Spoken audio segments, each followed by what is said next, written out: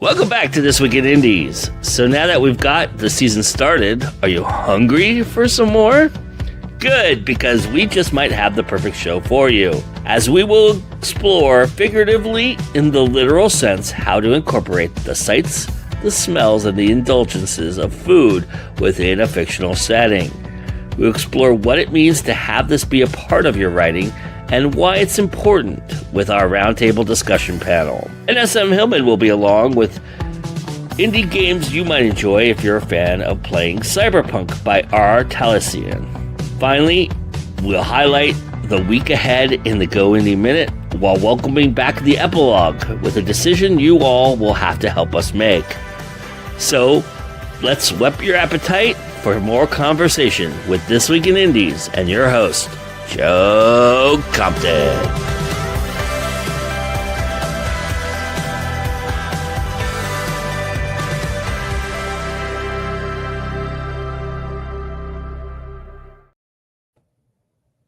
Hello, everybody. Welcome to This Week in Indies. I am your host, Joe Compton. My first foray into the fall season. Hope you're having fun already, and we've got some great programming ahead, and it's been really good. Yeah, we're here to talk about a subject that none of us are shy about, which is food and writing, and we'll do that here in just a moment. I have a couple housekeeping things I want to mention real quickly. First and foremost, it is my fault and my fault alone. I did not complete the indie game connection for the week. Sean gave it to me, and I just didn't have enough time to edit the whole thing. So that will air next week. So my apologies to Sean and to everybody who was looking forward to that. But you'll get a taste of that next week, I promise. All right. But that being said, we also have a backer kit or crowdfunding that is happening right now for some friends of mine who are putting together this very, very interesting and dark fantasy role-playing experience. It's a game, it's a community, it's a whole thing, and here is a taste of what you'll experience if you indulge in the backer kit.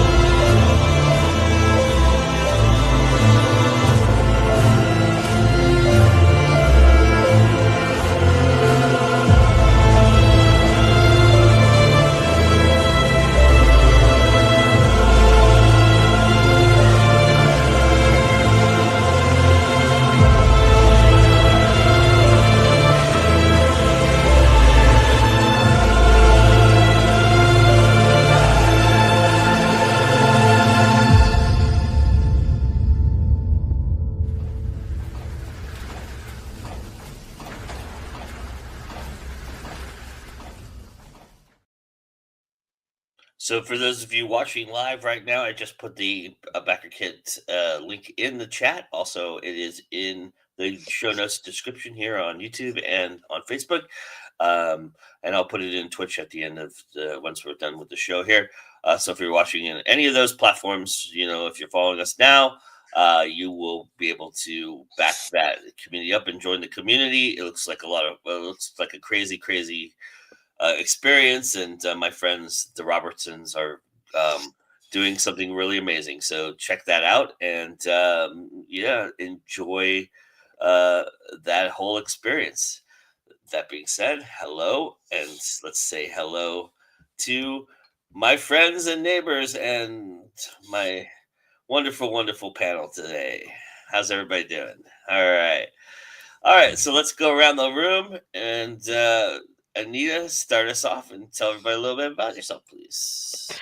Okay, I'm Anita Stewart. I write under AF Stewart, as you can see. I write horror, fantasy, steampunk, paranormal, cozy mystery now, poetry, and pretty much everything but sci-fi and romance.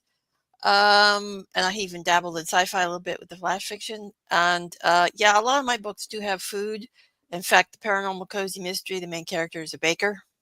So yeah, that's all about food. Yeah. Awesome. All right, Ben. Hey folks, I am Ben Schenkman, urban fantasy author and audiobook narrator.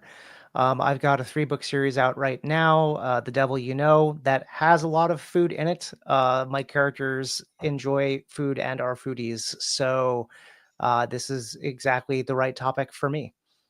Awesome. Lily?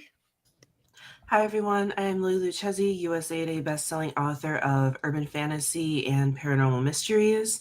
And today I also will be talking about my characters and their love for food because I am a foodie as well. And one of actually the most fun things of my job as an editor with Partners in Crime Book Services is when I get to insert the recipes that my clients have given me into their books. Awesome. All right, Ariel? Hi, I'm USA Today author Ariel Dawn. Primarily known for my monster romances and my paranormal romances. And I actually do have a food-based shifter. He's a gingerbread shifter. That's not what I have here to talk about today, but I write food into a lot of my books because my husband bakes. So oftentimes his desserts make it into my book, and I'm a foodie myself. So there's probably not a book I have that does not have some sort of recipe or snack or something like that as a center point. So Nice. I wanted to mention we've got a lot of people in the chat, and I'll bring everybody up here in a second. But I wanted to mention for you all to stick around because you're going to help us out this afternoon or this morning or this evening, wherever you are, with the epilogue. So you're all going to be a part of that. So stick around to the end because you're going to really, really enjoy what you hear. All right. That being said, let's say hello to all of our chat folks. Sean is here. He says, hello, team. He says, no problem. That's my fault. No, it was not. It was my fault, Sean. You totally got it in time to me, and I just couldn't get it done in time. I'm horrible. Miss Alicia is here.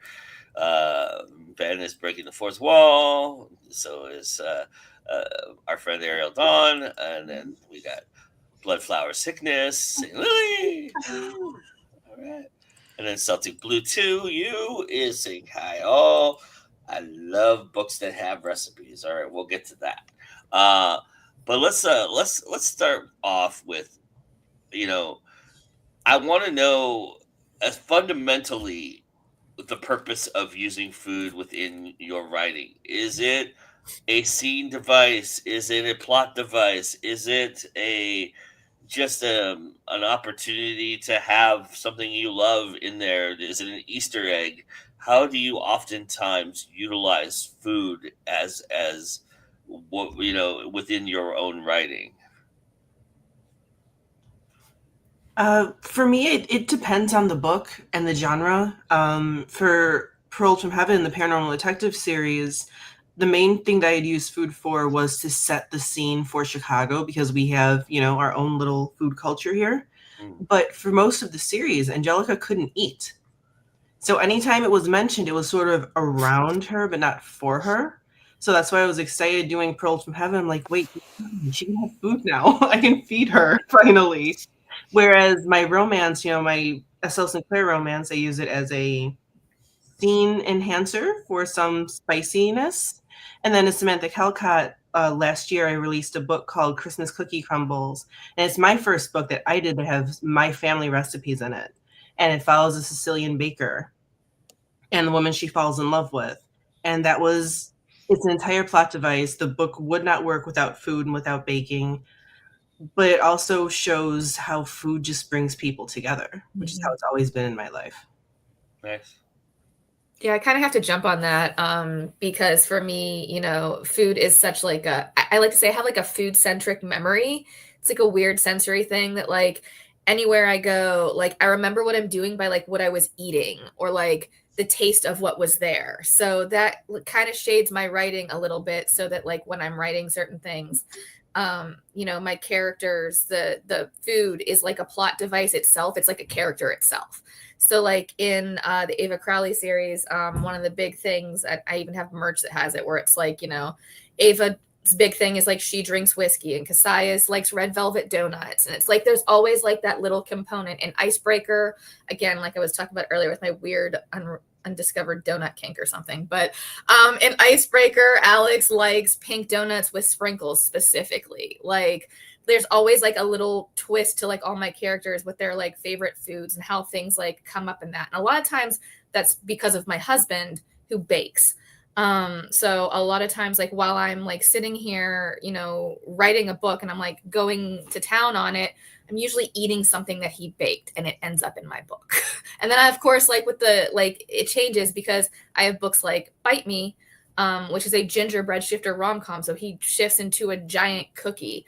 So, you know, there's a lot of stuff to play with there, I think, too, that's fun on, you know, just that connection that we have with food. Like when you know, how can you resist a gingerbread cookie, you know, if this giant gingerbread cookie's in front of you, that sort of thing, you know, because that evokes all those warm, fuzzy feelings too. And, you know, so the relationship that I have with food definitely shades how I write my books. Yeah, I think I use it more for character development. It's like the Camelot Immortal series. One of the characters cooks when he's nervous. So throughout the book, the first book, he's cooking a lot because he's in over his head. Another character, the main character in that series, she drinks to cope with her feelings and her insecurities. She's immortal, so the drinking doesn't affect her. So she just keeps drinking. she's pretty much an alcoholic, but we won't get into that. And like with the Hayward and Anderson series, I kind of use food as sort of like every book, every story sort of opens with them, you know, usually over breakfast or maybe over lunch, you know, discussing the morning, the newspaper. She's ranting about Sherlock Holmes. He's trying to enjoy his sausages. You know, it's sort of like it kind of sets the dynamic between those two characters, the food. And you know, they're always drinking tea because they're British, and she's spiking her tea with brandy. He's usually not drinking brandy spiked tea, although on occasion he does because his frustration levels. So and things like that. So I sort of use that for character development. And with the paranormal cozy mystery, though, the food kind of plays a little bit of a red herring in that book, but also I'm using things like the friendship between the main character and her best friend. They bond over pizza parties and they do their sleuthing over ice cream and coffee and things like that. In my series, it actually starts with a barista, so you know, a lot of it mixes as far as is it plot device or is it set dressing. I think I want to take it like a step back just slightly to say one of the things that we are always challenged with is writing relatable characters. And one way to humanize a character very easily is to have them eat something. They're real people with real feelings and interests and preferences. And so like it's a very easy way to give your character depth is to have them have a feeling about a food. So like in one of my upcoming books, I have a Jewish private eye. Like I'm Jewish for the record. And he hates sweet noodle kugel, and that comes up in the book because it's also something that divides a lot of Jewish people is whether kugel should be sweet or savory. So like you can put those kinds of details in to give an easy and immediate depth of character while engaging the reader in something that's very humanizing. Also, I just love food, and I think it was what Ariel was saying is whatever I've eaten recently, it is quite likely that that's going to end up in the book if it was good. That's another thing that happened with the Paranormal Detective series. I started writing it while I was living in Los Angeles and terribly, terribly missing Chicago food. So one of the things I made sure that I had, you know, Danny eating an Italian beef at some point, and then I'm just mad at my character because he gets what I didn't have.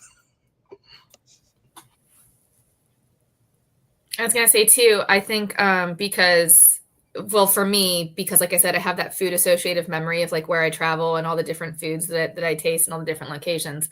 I think sometimes that's part of the fun too when I set the books in different locations is being able to shed a light on like those local cuisines and like things like that. I have a book that's based in my hometown of Pittsburgh that's set during wedding season. It's called The Marriage Pact. And like, if you know anything about Pittsburgh and you know anything about weddings, we have our cookie tables. It's like a tradition. It's like a huge thing over here, which apparently it's only like a Pittsburgh thing. Like not everybody does a cookie table for their wedding. So of course, you know, when I was writing a book about that, I was able to like put all the little Pittsburgh culinary things in there too, to, you know, to kind of help build not just the characters, but like the setting itself. Because sometimes I think food is not just like, you know, a device for the characters, it's a device for the environment that you're in too, because that's going to change in so many different places. And sometimes I feel like that gives it the books a little bit more of a layer. So like, you know, if you go to Salem and you read about something in there, even if it's a fictional, you know, place, you know, you might be able to kind of like experience that vicariously, in my opinion, anyway.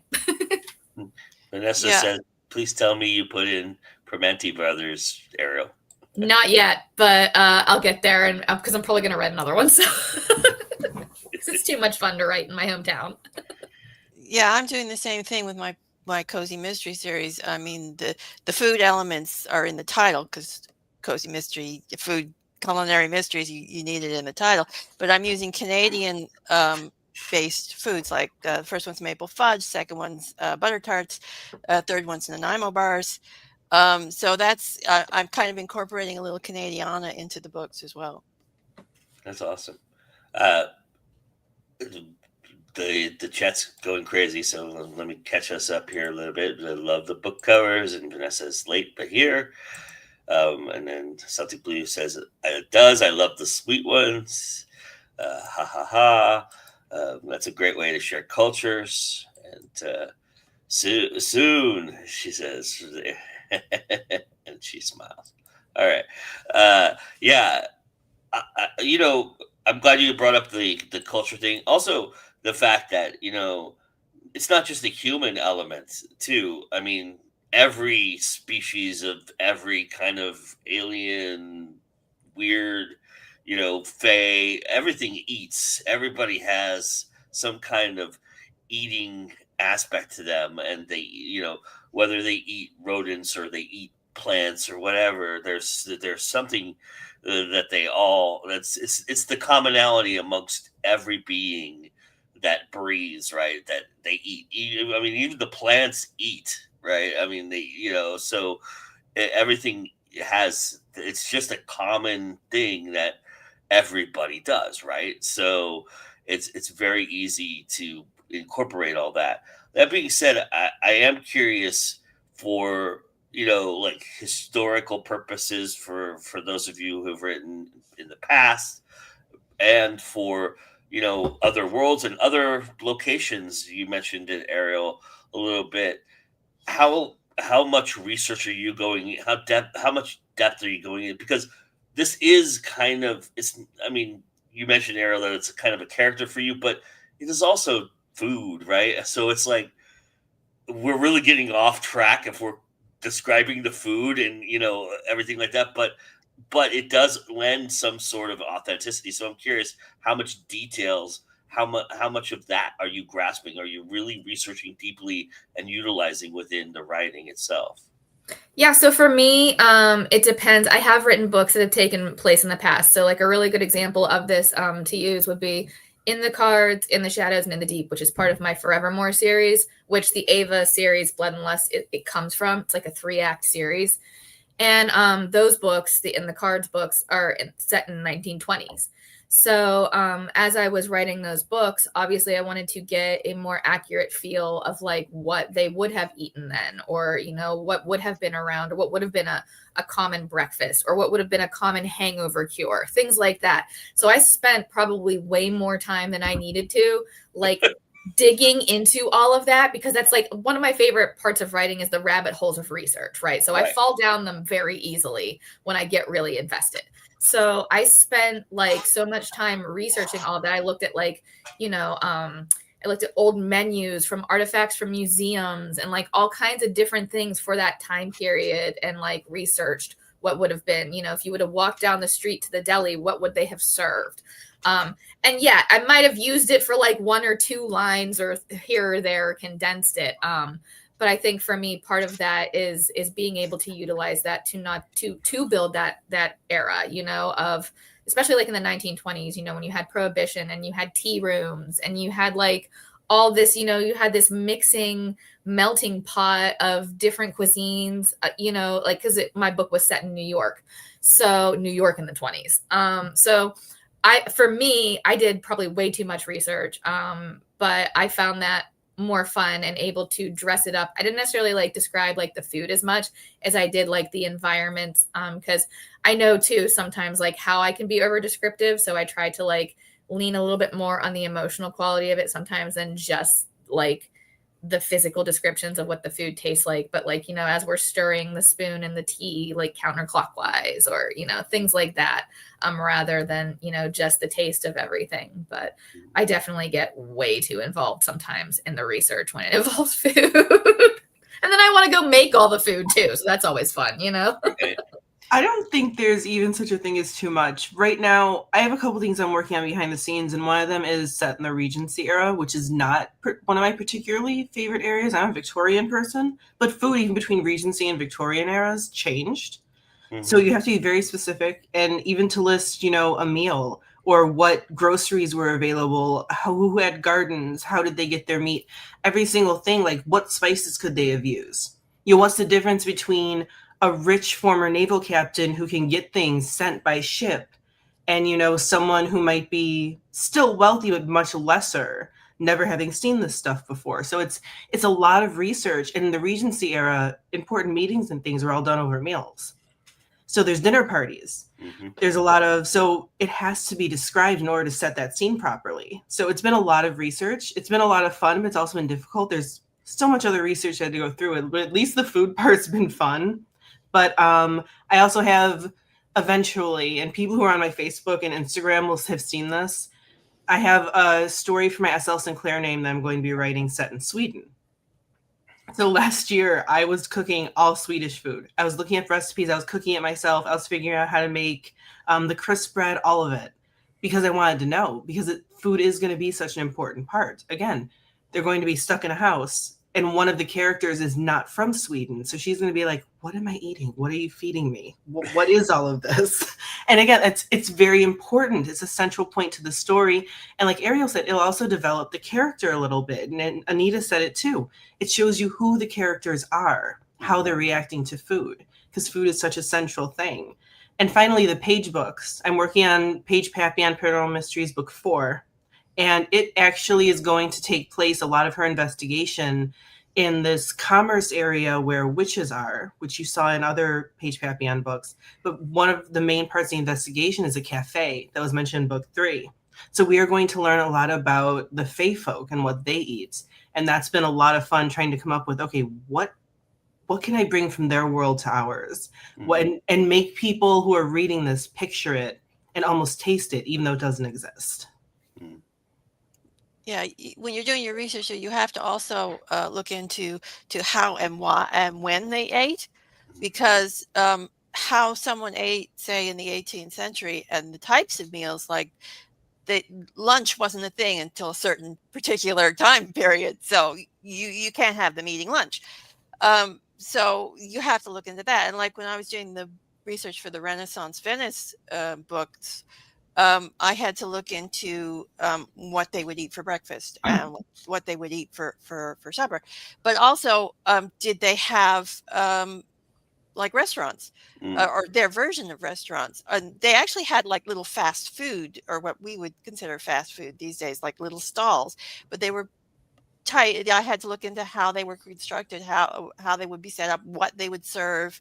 I mean, and so they're eating a lot of melon in that book, because that was one of the things that they sold at these little fast food stalls was melon, and it was pretty easy to get in the Mediterranean. And like for the Hayward and Anderson, the Headless Corpse, that's pictured there, I added a specific reference to oyster bars. And I added this specifically because I saw it on Tasting History with Max Miller, and I have a little bit of a dedication in the beginning of the book on that. And I thought I just wanted to put it in the story because it's such an interesting piece of history. So things like that kind of fall into the book too. And I even put a little mention of how Lars doesn't like Tabasco. So, but you have to also look up things like, did Tabasco actually exist in Victorian era, right? You have to look at these things, because I mean, you can't have them having something that didn't exist until like 10 years later after than the book was set. And it might have been called something different too, right? It's not always called ketchup, right? You know, it's yeah. I mean, well, ketchup's an excellent example, because the original ketchup, spelled with a C-A-T, wasn't ketchup as we know it, because there was no tomato in it. It's more of something like mushroom would have been added, and they still have mushroom ketchup or mushroom catsup. Yeah. So were penny licks mentioned in your book? No, I did not mention penny licks. Like most of the food that's mentioned in the Hayward and Anderson story is standard English Victorian food. I mean, but they don't. I don't have a lot of sweets or things in that. It's mostly just breakfast. I mean, they do a lot of breakfast in that series. I need to kind of prop up that book because I did edit it, and one of the greatest things, and again, it's my job to, when I'm reading something, test it for accuracy. So I have to go and dive into research, and it was really nice going through it and being like, oh, that's correct. That's correct. That's correct. So it was great. And also, it also showed her characters the way they have the breakfast, and they do talk about, money for food, because that was a thing back then. Yeah. Finances were a big issue, which again, what I'm doing in the Regency, finances were a very big issue, depending on if you could afford, a hen or a pheasant. Yeah. Or are you hunting your own hare and butchering it because you have no money?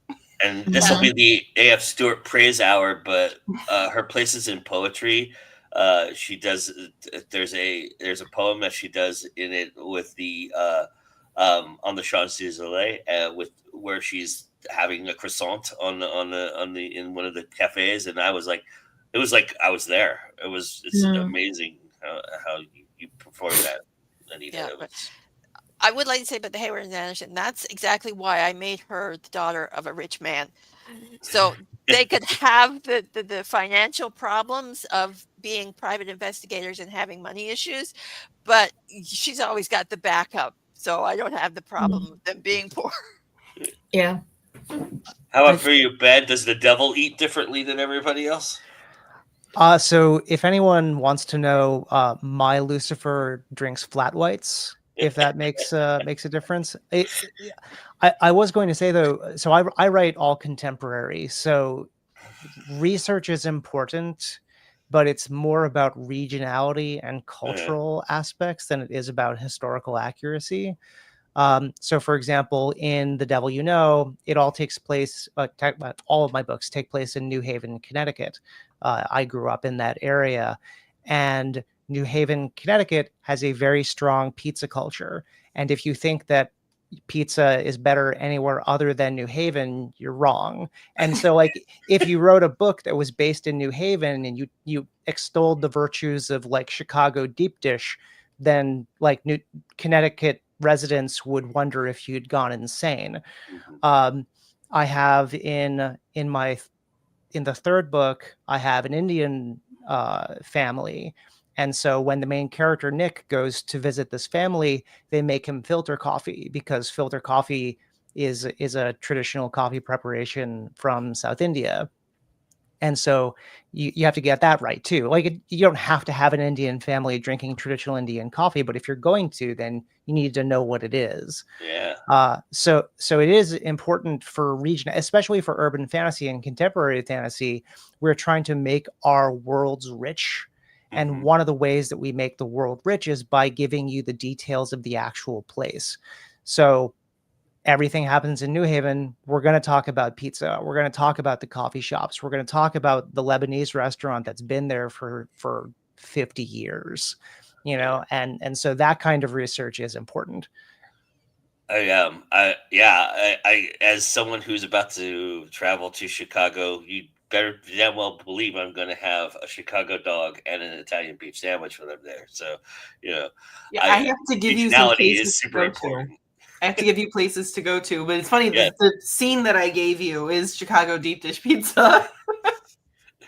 Because That I will not be trying told because I'm not a someone big in dough Chicago, person, but New Haven pizza is the best, you would probably be carried out of here, and I don't know the state you'd be in.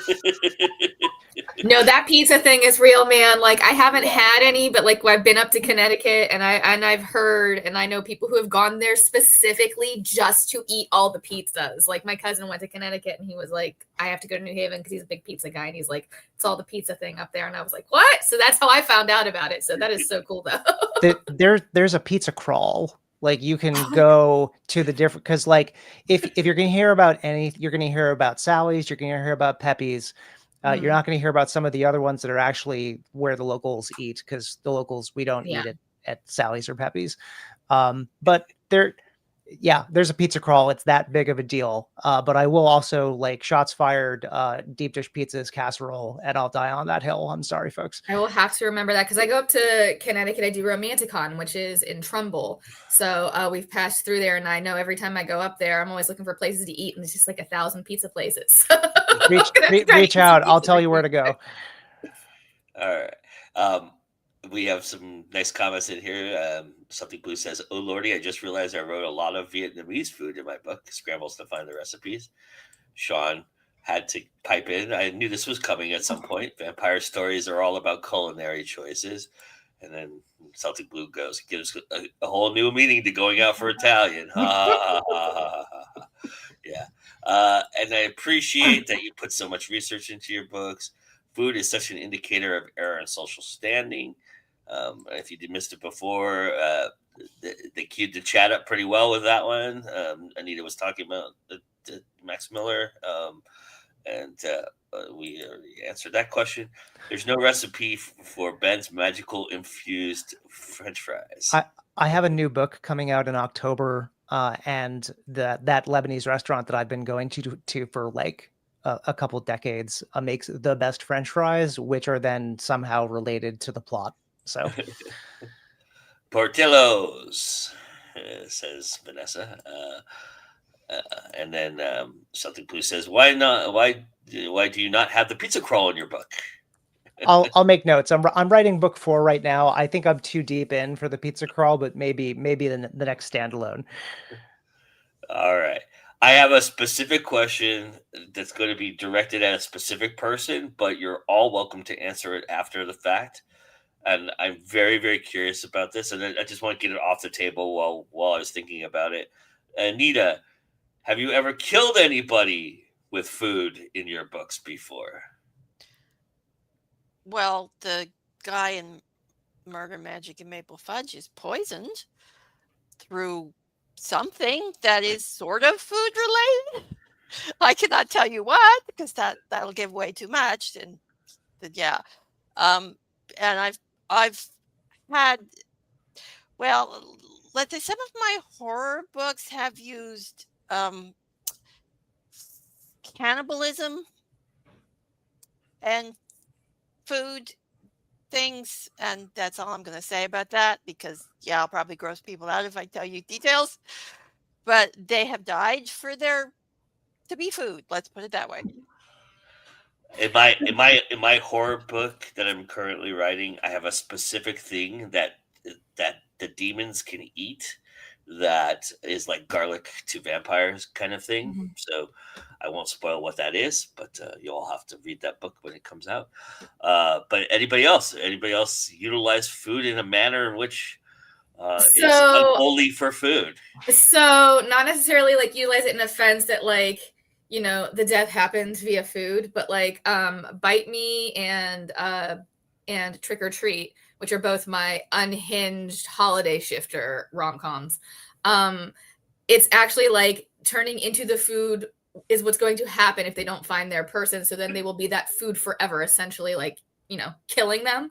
So like in Bite Me, we have he's a gingerbread shifter. So if he doesn't find his person before, you know, Christmas or whatever, he will be a giant cookie forever. In Trick or Treat, if he doesn't find his person, he's literally going to be a pumpkin forever. So, you know, which in a sense is like a death itself. So not necessarily that the food has been but they will turn into food and stay that way forever. Kind of neat. It's like the movie The Lobster.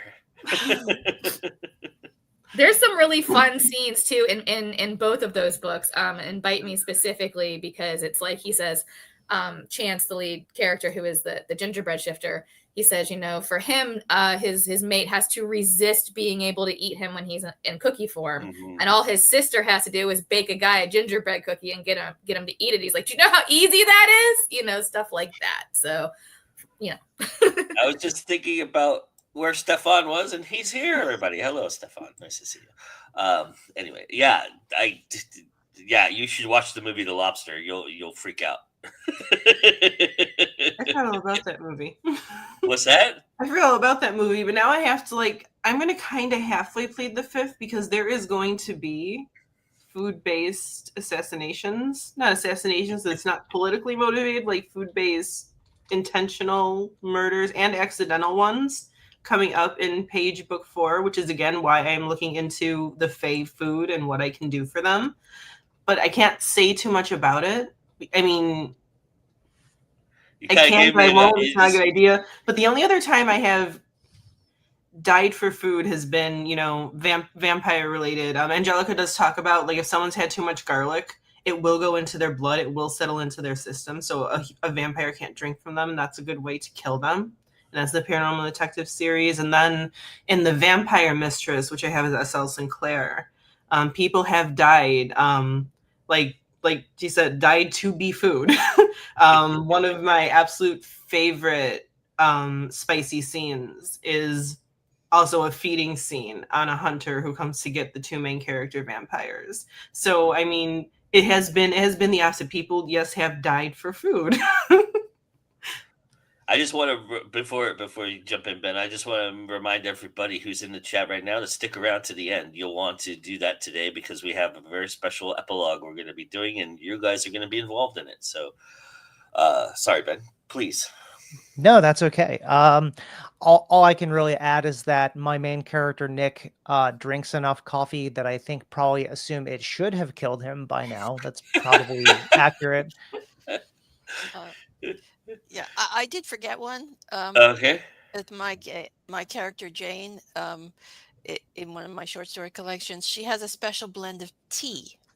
You don't want to drink. That is why, if you go to my website, you will see "Don't drink tea," because you don't want to drink her tea. I'm just saying. I was gonna say, Lily, you gave me an idea, and I don't know how, and people can steal this ahead of me, who write more prolifically than I do. But there's got to be some way you can incorporate like those like sour cream guns or something and shoot at somebody with something and kill somebody. That's when you were talking. I was thinking about that. I was like, oh, that'd be a cool way to go. You know, death by sour cream. Sorry, everyone's talking about vampires, and like, so to go back to Lebanese food very briefly, there's an amazing condiment called toum, which is actually just garlic. And now I'm just imagining a sour cream gun full of garlic toum that you kill vampires with.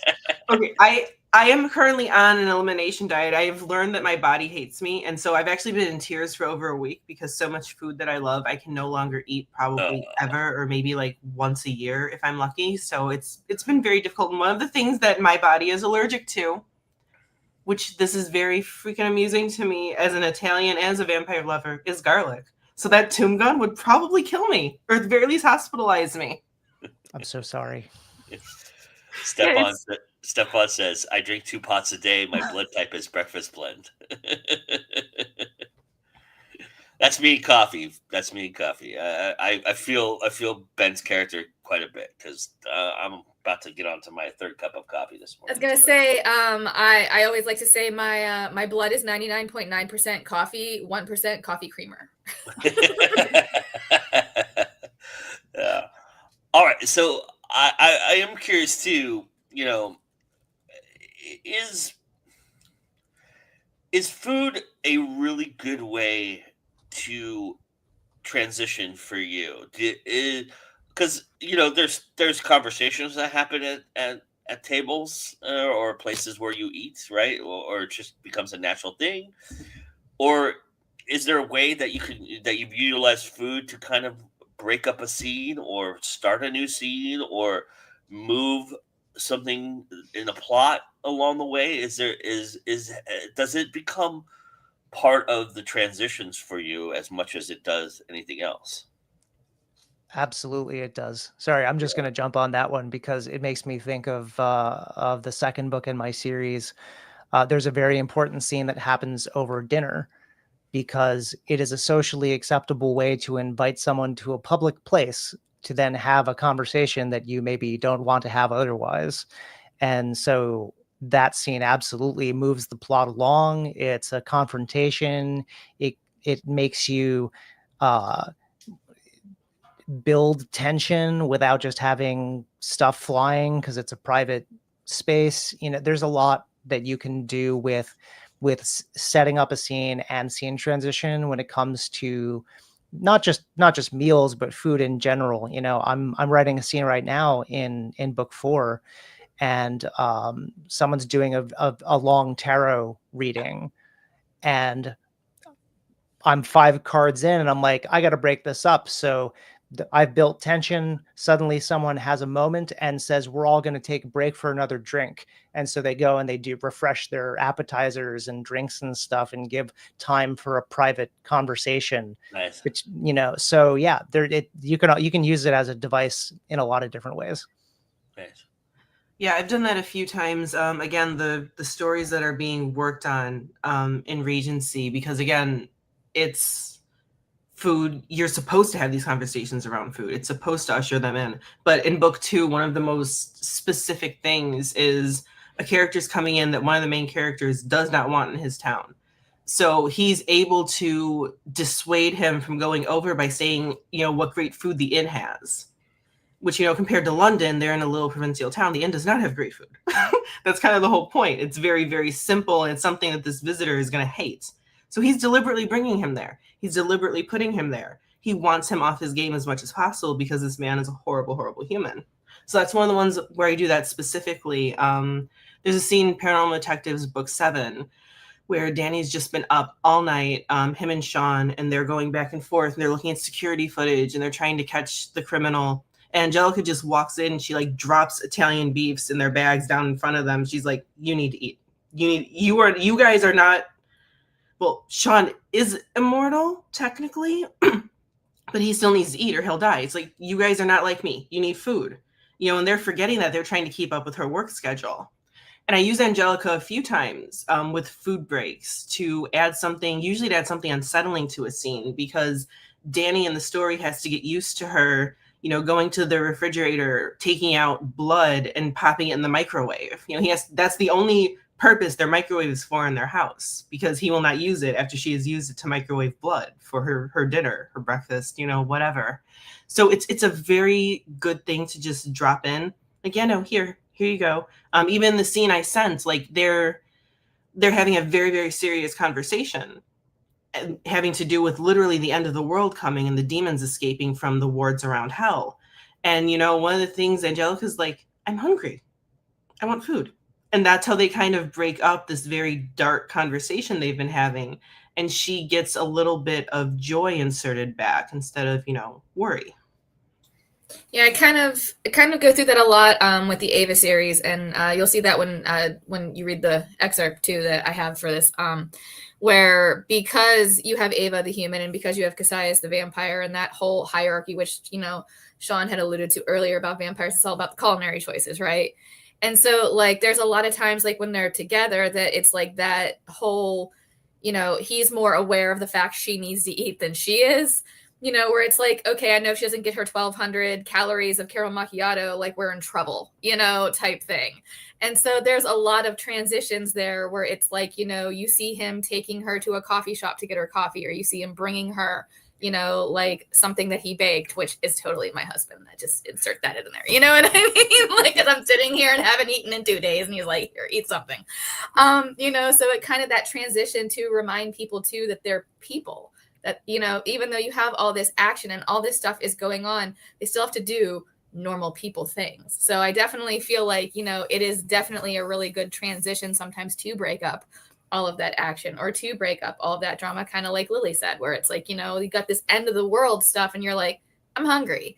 Could really go for a grinder or a hoagie or something right now, depending on what region you're in, because obviously there's the same thing where they're not, but you know what I mean? So with that being said, yeah, it's kind of like, I feel like a lot of times I definitely do use that as like a transition from, certain scenes to certain things. And that's one of the transitions that I gave you, Joe. Nice. Yeah, food can be good for tonal changes too, because like in the Hayward and Anderson series, Lara's character, he's enjoying his breakfast, he's quiet, he's relaxed, and suddenly the client knocks on the door, and all of a sudden his breakfast is interrupted, and now he's agitated and upset. And so you can do that with tonal changes. It's good for strategy sessions, like I do that a lot with Hayward and Anderson, and I also do it with the Camelot Immortals. And also it's good for like relaxing the characters and toning the pace down a little bit, because you can have a high dramatic scene and then everybody comes home and they just sort of flop down, relaxed, have a little alcohol, have a sandwich or whatever. And so it can shift the tone, and that's what I use it a lot for. Stefan brings up a pretty good point too. Food conversation can be used as great foreshadowing as well. So he also says blood pudding, or Celtic Blue says blood pudding is amazing. Love a good blood pudding. So, all right.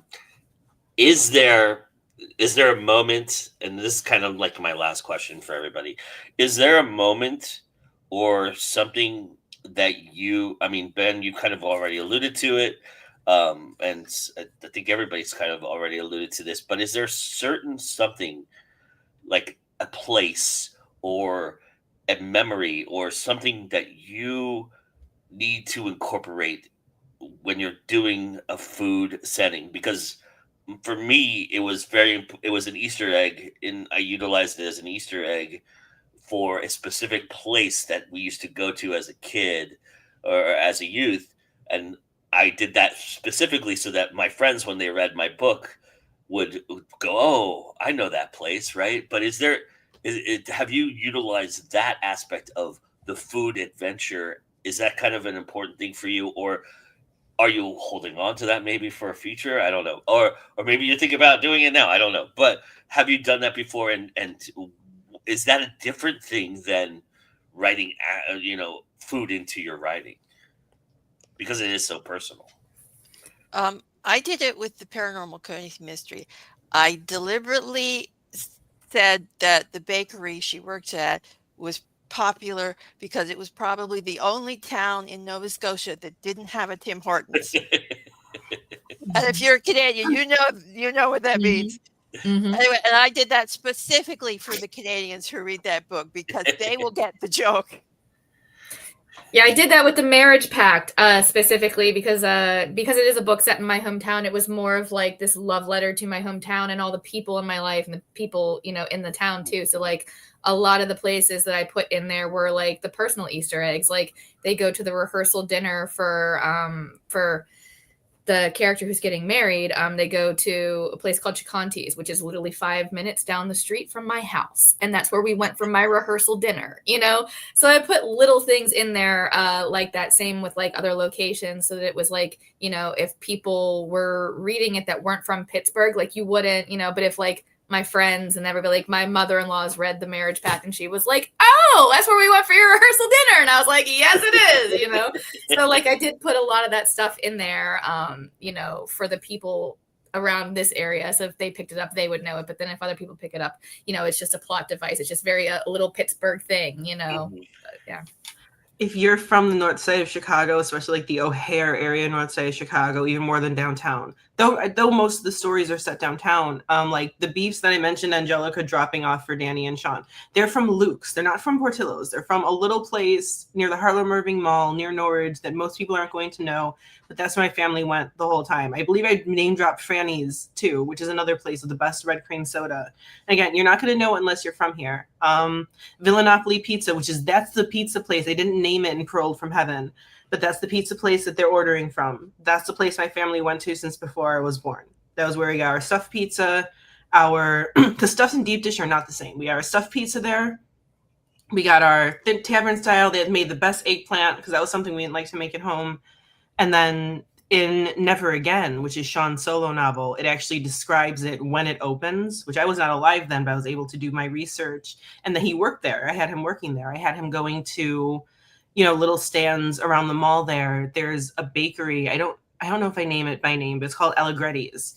And again, same area. I just went there. I was able to take my friend there for the first time in 17 years. That's how long it's been since I haven't been there. And I was just able to go back and get their amazing cookies and their amazing sfogliatelle and all the great Italian pastries. So if you're from Chicago, you are definitely going to recognize some of the food places and things that I name dropped. And if you're not, hopefully it makes you curious when you come here to go off the beaten path and like go into our little neighborhoods and meet people and try the real food, because it's just, yeah, like that was one thing I missed when I left. So when I was writing it into the books, it's like I want to imbue Chicago. And for me, Chicago is food.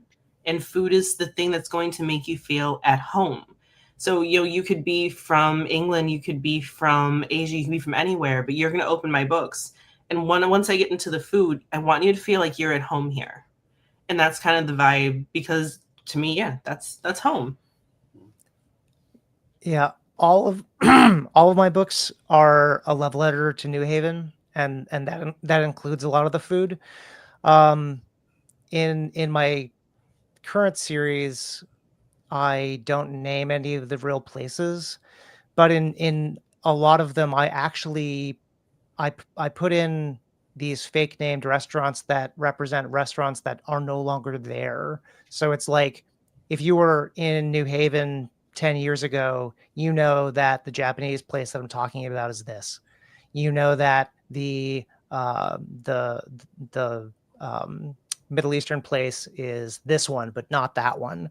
So like it is kind of Easter eggs in memory for some people. But then in my newest book, Let Sleeping Gods Lie, the October one, I've got permission from a few different places to use the names of it's fair use as long as you're not representing them in a poor light. But nonetheless, I wanted to get permission from these places to name them in my books. So some places that have been around since I was in college are now named locations for my characters to go in my new books. So yeah, it's a lot of it's memory for me. I did the same thing. I got permission, and here's a pro tip for everybody out there. A little extra marketing tip for everybody this week. I went and asked the owner if I could utilize the name because it's a pretty well-known name in my hometown. And he said, yeah, as long as I could have a copy of the book that you signed, and also we'd love to display it here at our store. And so I gave them like 10 copies. They sold like 3. So they probably have 7 copies floating around somewhere. They may have given them away. I don't know. But I sold like 3, but I did a little, I gave them to them. I didn't even take a profit off of it. So bad on me. Sell them to it as consignment. So, you know, do a better marketing job than I did.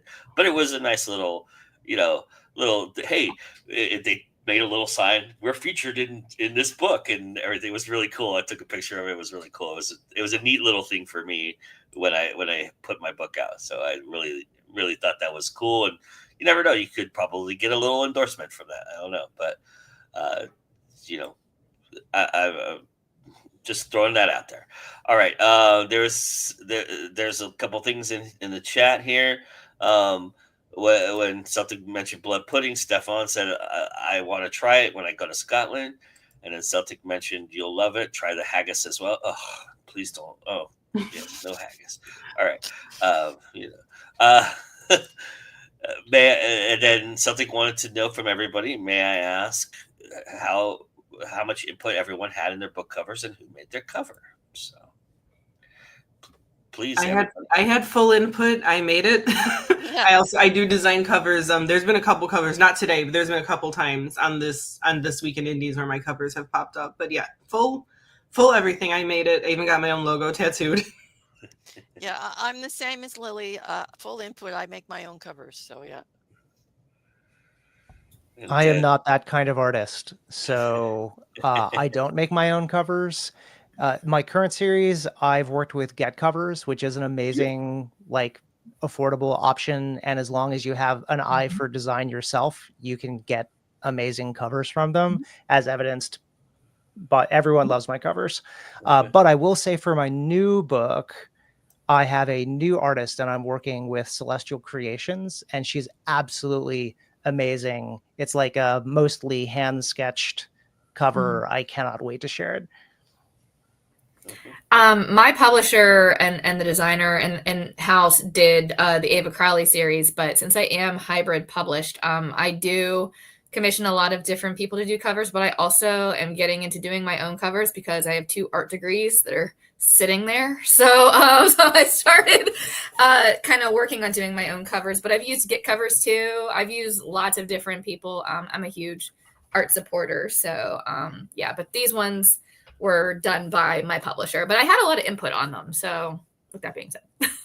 So what I did for my cover is I used Design Crowd and held a competition and awarded the winner the prize. So they knew exactly what they were going to get paid, and I had lots of submissions, and that was the one that I found was my favorite. So we utilized that cover, and they got paid for it. So that's what I did. So Design Crowd is pretty easy. It's there's you could do there's another one I forgot, 50 covers, or I forget the name of it, but it basically you set up a competition and you put your log line and the little description of the book and what it's about, and artists submit their submissions to you, and you pick the best one. And there's they set it up so that the artist knows ahead of time they're not going to get gypped, so it's not like I'm going, my competition was $10. No,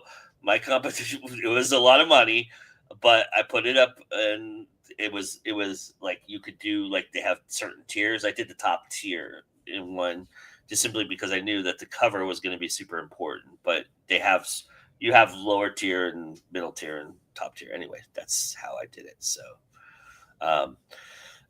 Stefan says, I work with various cover artists.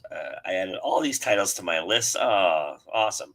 I make my own covers as well. It's my favorite part of publishing. So there you go. All right. So that being said, let me do a little housekeeping here and to give everybody a break from talking. Well, I'm going to give everybody a long break from talking here for a moment. But we jumping into the Go In Now Minute. We have many, many more shows for all of you out there watching right now that are happening this week as our fall season gets into full swing. On Monday, we're doing a Hit the Dice, which is our live RPG role-playing games. We're going to be, SM Hillman is going to be running a session of Dragonbane, the indie RPG that's very much in the vein of Dungeons and Dragons, with obviously dragons being the main catalyst. You'll be able to watch that live at 8 p.m. on Monday, and then they do a 2.5 hour-ish session, usually just one little mission, and then move on. But there's something coming down the pipe for Hit the Dice that we'll talk about at a later time. That we're going to incorporate an entire season of doing one thing, kind of our Critical Role kind of version of Hit the Dice. But we also have the season premiere of First Time for Everything, season 3 with Juliette Rose. where she has artists on to discuss their first times and then kind of just delves into a natural conversation from there. And Kevin A. Davis is going to be the initial guest. If you don't know Kevin, he runs Inked Publishing. He's published over like 40 books in his lifetime, and he's really, really prolific. It's going to be an awesome conversation. It's going to be a really interesting one too, because he has an interesting foray into publishing that we've discussed before. So that's going to be a really good conversation. And then on Wednesday, Bob Magoo is back with us with his series called Page Numbers, which is taking the numbers part of what we do and being and our transparency and talking about how people get monetized and things like that. And this is a really good episode if you're a podcaster or if you're somebody who wants to get into podcasting, because he talks to the rock star of podcasting, Mr. Charles McFall, who has been doing this for over 20 years and has been making money off it. And it's his day job. So he talks to him a lot about the numbers behind podcasting and writing and how to incorporate both. Because, Bob is a author. And so he asked Charles some questions about how he can incorporate his writing into the podcasting, and Charles gives him some advice. It's a really great show. Can't wait for you all to see it. It'll be on Wednesday. And then Saturday, I have an interview we're going to go behind the scenes of this incredible story called The Compatriots, which is a fictional story, but it is about a specific date that nobody pretty much knows about, a holiday that's never celebrated in this country, which is called Citizens Day. So we're going to go behind the scenes and tell you all about that. I have the filmmaker Spencer Cohen, who I sat down with to talk about with that. And so you're going to get that conversation on Saturday. That is our Saturday matinee. That happens at 6 p.m. I should mention Monday, Tuesday, Wednesday, the shows are at 8 p.m. Eastern. All of them start at 8 p.m. Eastern. The Saturday show starts at 6 p.m. Eastern. But the links that are provided within the show, and for anybody who does not know, the link that you see that's live, you don't have to catch it live. If you can't, you can always just click on that link and you'll always get the replay. It is the same link all the time. So if you miss the live show, you can go back and click on the link itself. And it'll also be on our page at Go Indie Now. So if you go to youtube.com/GoIndieNow, you'll see them. They're all there listed all the time there, and you can go and check out the shows there. So check all that out. That's our Go Indie Now Minute. So I hope everybody checks those shows out. And as I get through this, all right. It's been one of those days, y'all. What can I say? But now it's time for the epilogue. Woo! All right. The epilogue is back, and this year we're incorporating all of you, our panelists, and the audience itself. I have been given excerpts, I've included one of my own. So I have 5 expert excerpts I'm going to be reading. So bear with me. Yeah, I know it's painful. I'm going to be reading them simply because if I had the person who read them, you'd be swayed by that person. So I'm going to read them all so that it's like a blind taste test. I'm sure you'll probably figure out whose is whose, but that being said, I'm going to read them all. And then you all will tell me which one you thought was the best. And they're all about food, everybody. So yes, they are on point. All right. So we're going to start, and I have them here so you can follow along with me if you'd like as well. So let me pull up my little cheat sheet here because I can't see off of the screen. So give me just a second. Sorry, everybody. I should have been more prepared. As I said, it's just one of those mornings. All right. So our first entry into the epilogue today, food, is, hang on, come on, load up. All right. What'll it be, y'all? The waitress asked as she popped her bubblegum. Cassius looked at Ava, waiting her answer. I'm going for a dozen. I'd like 2 strawberry frosted, 2 chocolate, 2 raspberry jelly filled, 2 cookies and cream, and she looked at Cassius with a devilish smirk. What would you like? She asked sweetly, but Cassius knew it was an act. Sweet and Ava Crowley were not two things that normally went together. Her tone may have been sweet, but she did not hide her sarcasm well. He smiled just enough at the edge of his canine fangs showed only to her, and almost instantly fell the faint increase in her pulse through his veins. The notion made him feel like king of the world, knowing that even if she would not admit such things, that he did have some effect on her, an effect that had nothing to do with thrall. I'll have 2 of the red velvet supreme, he said as he calmly could muster. Ava's eyes squinted at him, weighing in his response once more. She said nothing as she handed the menu to the waitress. She waited until the woman left before speaking. You're not going to actually eat that, are you? She crossed her legs underneath the table, a motion which bristled her boot against her long legs, and he found himself shifting again as his desire throbbed with the need at her touch. This is madness, he chastised himself. You are better than this. It continues. Let me pull up the second part for everybody. I'm sorry, everybody. I probably should be better prepared for this. All right. Although it does not sustain me, I can eat it. I can still taste sugar, among other things, he answered. What were you doing before I ran into you? The words fell out without warning. None of your business, she bit. Cassius watched the heat crawl into her cheeks, watched her eyes rise with surprise as he could see into her very soul. And the walls were up once more. He could feel Ava closing up like a clam and instantly regretted his words. What were you doing before I ran into you? She retorted. Investigating. He shifted his arm so it strayed across his lap. Investigating? Since when do you do the Nancy Drew thing? I've done the Nancy Drew thing for quite some time, though it has been a while. I enjoy solving puzzles, actually. Keeps my mind stimulated. Ava scoffed and rolled her eyes. I take your investigation has to do with your friend? Cassius nodded. As long as the conversation kept on this topic, fighting the effects of the toxin would be much easier. Procedural conversation was a mood killer after all, no matter what century he was in. Yes, in fact, there is something I need to tell you all about. My investigation. And there's that. So everybody sink that one in for a second. And here we go with number 2.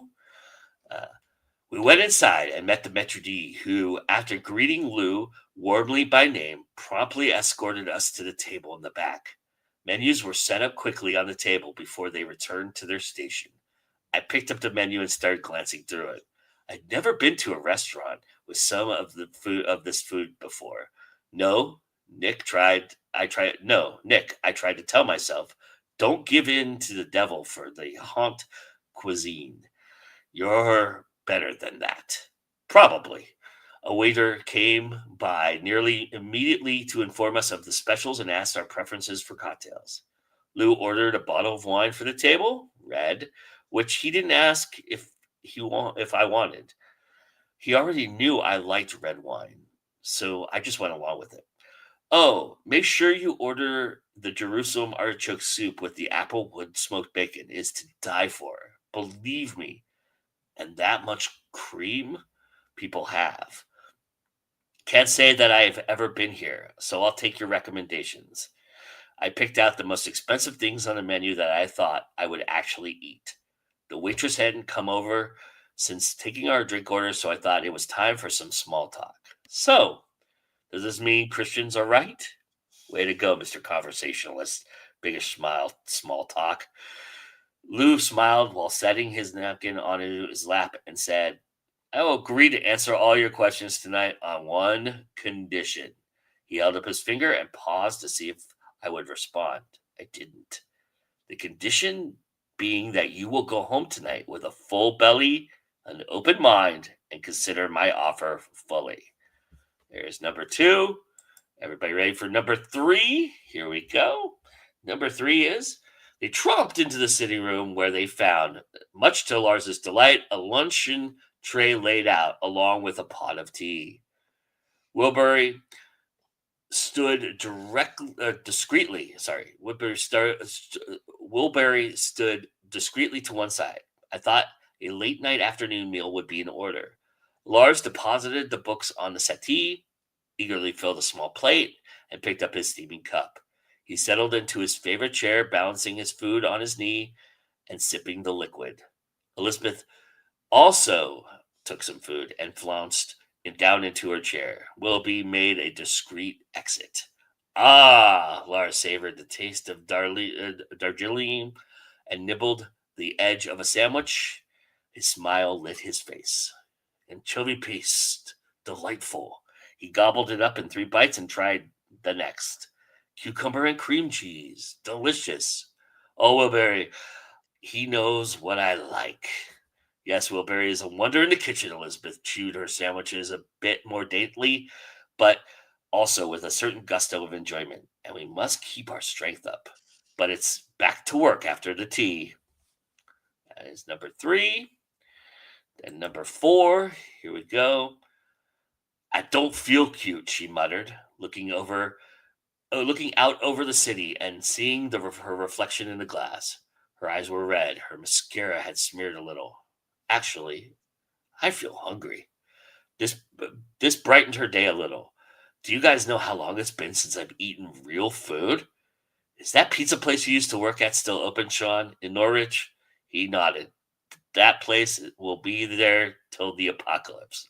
That place will still be here during the apocalypse. I'll give them a call. Sausage, garlic, and spinach stuffed crust pizza? Sausage, garlic, and spinach stuffed pizza? I want to say crust every time I read that. Sorry, that's my fault. Danny and Angelica nodded while Sean went on to his computer to order food. Only one of the things I really missed as a full vamp was food, Angelica said. And now I can eat everything I cook, too, including garlic. Despite the looming threat hanging over the city, Angelica realized she felt happy, truly happy for the first time in over a century, and that scarred her. Now does one forget how to feel happy? All right, last one. All right, I gotta go to my reader here because it's blocked on the screen.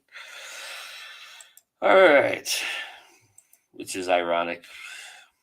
I'll tell you why after. Did I mention I hate cops, especially the ones who are so fucking TV show cliche that you wonder what real cops like Detective Street thinks of them? Yeah, buddy. Just keep eyeballing me with that rapist porn mustache tickling the top of your lip. Those fucking douchebags issued infrared sunglasses, the perfect crease in your khakis, and the overstarched collar that keeps flaring out every time there's a robust gust from the north. He even sounds like a parody of himself. Well, squirt me with mustard and call me a hot dog. I only asked for dispatch to orders us something about 2 hours ago. Where's it from? Jack's? The cop leans back and it eyeballs the car back to front and up and down. How come you don't have one of those decals on your car? It's on the other side, dumbass. I'm from Perry's on Frederick. I can give you their number if you want. Here we go. Officer Dumbass creeps around the corner to the other side of the car, and of course, one hand is on his gun holster. He predictably has to give my car another eyeball job before he comes moseying back to me. It's fucking Perry's, not that dog shit. Fucking cheap-ass department. The cop leans toward my window and tilts his glasses up to show me his baby blues. I would have both decals, but maybe you can help me. Some guy sideswiped me on the 110 and sped off. My sign went flying, and the owner docked me $50 for losing it. All right. So there's all the readings. For those of you who have stayed, let me Let me know in the comments what you thought, who you thought, and yeah, go ahead and hit me up badly. You all can chastise me for badly reading as well. I'm sorry.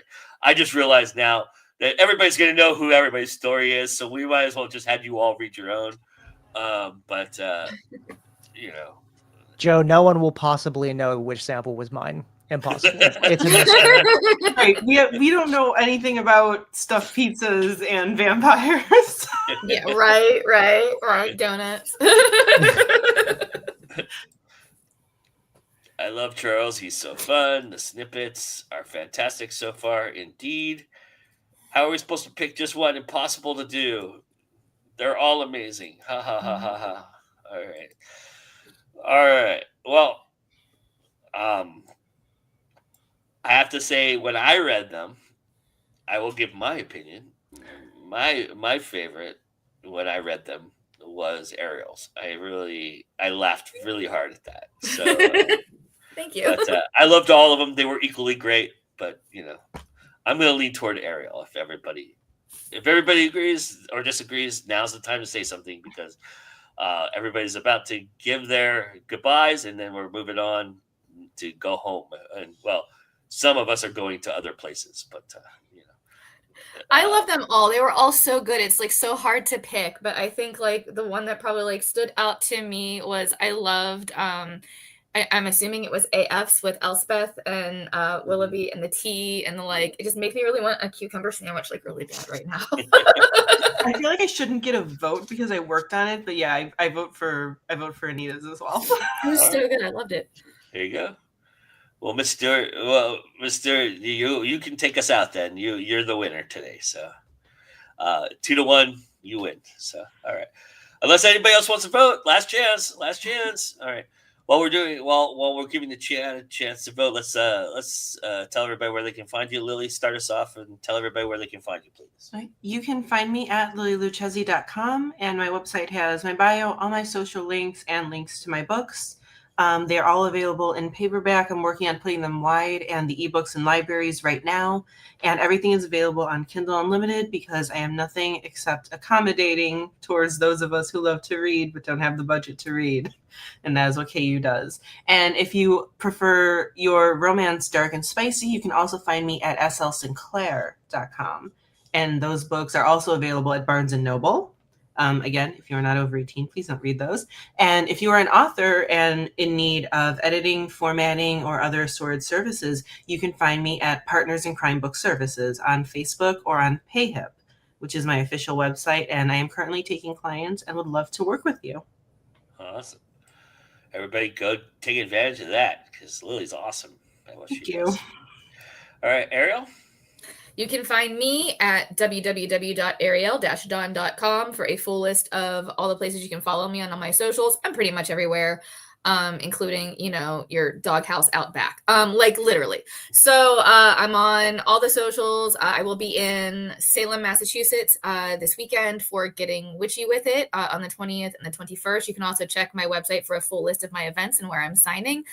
You can find the Ava Crowley series available. I believe it is wide again, but I do also have books that are in KU. I pretty much have books everywhere, so I am also very accommodating to everybody and wherever you read. So come find me on all my socials. Check out ariel-don.com, and thank you for having me on the show, Joe. Absolutely. Thank you for being here. Ben? Yeah, great time talking with everyone here, especially about food, one of my favorite things. You can find me at benshankman.com, as well as there's a link to all my socials there. And just a quick thing, if anyone here is an advanced reader, they like to do advanced review copies, I've got an ARC campaign going for my latest book. You can just sign up at my website. Awesome. Everybody go do that. That's amazing. All right, Anita, you're going to take us out, okay? So say the magic words when you're done, all right? But you're all set to tell everybody where they can find you. Okay, well, you can find me at afstewart.ca. All the books are there. All the socials are there. I'm pretty much everywhere on the interwebs. And I do want to give a little plug for the Paranormal Cozy Mystery Murder Magic and Maple Fudge. because it's currently on sale as part of a CL Cannon's book fair. So you can pick that up for 99 cents.